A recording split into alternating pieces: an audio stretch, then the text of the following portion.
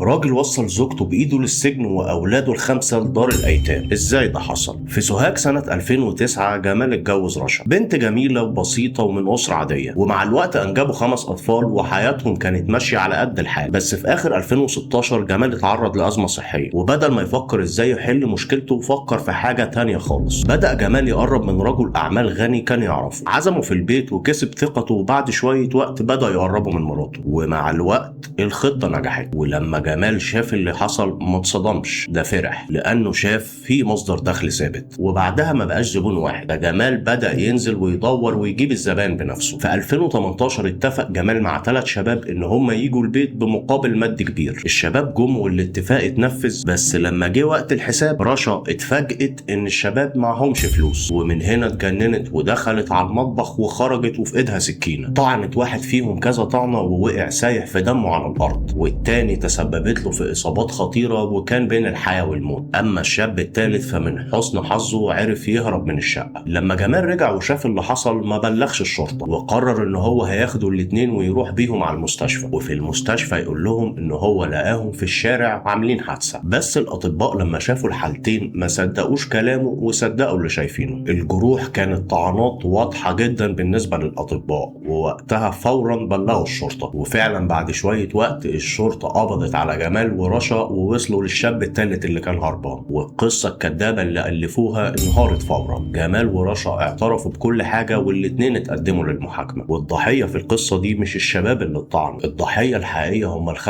أطفال اللي صحيوا في يوم لقوا نفسهم في دار أيتام من غير أب ولا أم. وهنا مين المسؤول الأكبر في رأيكم، رشا ولا جمال؟ قولولي في التعليقات.